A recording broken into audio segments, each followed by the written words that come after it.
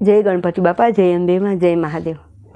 મિત્રો, હું આજે થોડું આ શ્રાદ્ધનો મહિનો ચાલે છે 15 દિવસ વદ પક્ષ ભાદરવાની, તો હું થોડું પિતૃનું શ્રાદ્ધનું કહેવા માગું છું, જે આવડે છે એટલું.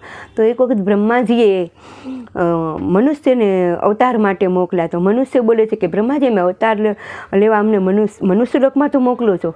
મનુષ્યલોક બોલે છે તો અમને બીજી વાર અમને અહીંયા બ્રહ્મલોકમાં આવવા માટે શું કરશું? અમને બ્રહ્મલોકમાં કે વિષ્ણુલોકમાં આવવા નહીં મળે અમને, વૈકુંઠમાં. તો બ્રહ્માજી બોલે છે કે જો તમે મનુષ્ય અવતારમાં જો દાન પૂન કરશો અને પિતૃઓનું પીઠદાન કરશો તો તમને પાછું મનુષ્ય અવતારમાંથી તમને બ્રહ્મલોકમાં અથવા વિષ્ણુલોકમાં આવવા મળશે. તો બ્રહ્માજી મનુષ્યને કહે છે અને એ મનુષ્ય અવતાર લે છે. અને એ મનુષ્યમાં આપણે આ મનુષ્યલોકમાં જ આવેલા છીએ બધા.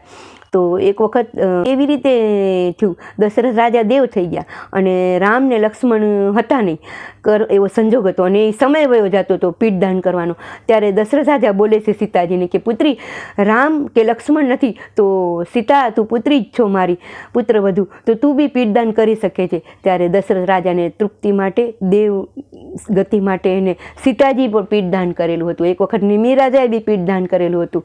અને એ પીઠદાન એની માટે કે પિતૃની તૃપ્તિ થાય, તો એના આશીર્વાદથી આપણે સારી રીતે અને સારા શરીર ને સારું સંજોગ ને સારું આપણે લાભ થાય અને સારું આગળનો ભાવ માટે બી આપણે સારું. અને આજકાલની જનરેશનને ટાઈમ નથી મળતો, તો એ આ 15 દિવસ માટે પિતૃના દાન માટે થઈને આપણે કોઈ દાન પૂન કરી શકીએ શ્રાદ્ધના દિવસ માટે થઈને.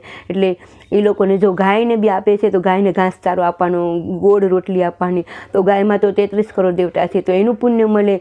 કાગભૂસંડીને કાગડાની ખીર પૂરી ખવડાવે છે તો એનું પુણ્ય મળે. અને કાગભૂસંડી તો વર્તમાન, ભવિષ્યકાળ અને ભૂતકાળ ત્રણેય જાણતા હતા. અને એ ગુરુ પુરાણમાં બી આવેલું છે. અને બીજું આ ખીરને એ પૂરીનો એને શ્રાદ્ધમાં આપે છે તો એને બી થોડું પુણ્ય મળે. અને ખીરમાં તો જે શરીર માટે ખીરનો દૂધ પાકનો તો એ એટલી માટે દાન કરે છે કે ખીરને ભગવાનને બી ધરાવવામાં આવે છે, તો એમાં ખીરનું દાન પૂન પિતૃને વધારે મળે છે. અને પીપળાને પાણી રેડવામાં આવે છે, તો કેમ કે પીપળામાં દેવોનો વાસ હોય છે, તો એમાં પિતૃનો બી વાસ હોય છે.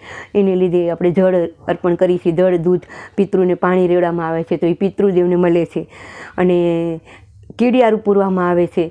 એ 3-4 પ્રકારનું દાન કરવામાં આવે છે આ પિતૃ પક્ષમાં, શ્રાદ્ધ પક્ષમાં. એટલે એ દાનથી આપણા પિતૃ બી તૃપ્ત થાય છે અને એના આશીર્વાદ આપણે ફળે છે. અને એ દાન કરશું તો બ્રાહ્મણોને બ્રહ્મભોજનનું બી દાન કરવામાં આવે છે, તો બ્રાહ્મણોના આશીર્વાદ બી મળે છે. અને એ બ્રહ્મભોજનનું દાન તો વર્ષો તલક ચાલે છે. અને દાનપૂન આજકાલની જનરેશન દાનપૂન નહીં થાય એના માટે થઈને તો આ શ્રાદ્ધના મહિનાનું એને કીધું છે કે આ શ્રાદ્ધમાં એ મસે તમે 4-5 જીવને દાન પૂન કરી શકશો. અને આજકાલની જનરેશન પીપળામાં પાણી રેડવામાં જતા ઓલું સંકોચ થાય છે, તો એ આ શ્રાદ્ધના પક્ષમાં પિતૃને બી પાણી રેડવા માટે જાય તો એ પિતૃ બી તૃપ્ત થાય છે. બીજું તો હું શું કહેવા માગું, બધા પિતૃ હતા, દેવ છે, એ બધા પિતૃના આશીર્વાદથી જ આપણે આ બધા થઈ મનુષ્ય અવતારમાં. અને એના આશીર્વાદ હંમેશા બન્યા રહે. બસ બીજું હું એવું કહેવા માગું છું કે ભગવાન નિમિ રાજા છે, રામ ભગવાન છે, એ લોકોએ બી પિતૃનું મોક્ષ માટે ઠેક કાશી, ઓલા હરિદ્વાર, બધે પિતૃનું મોક્ષ માટે ભગવાન શીખે બી પિતૃનું મોક્ષ માટે કરે છે. તો આપણે તો માનવ દેહ છે.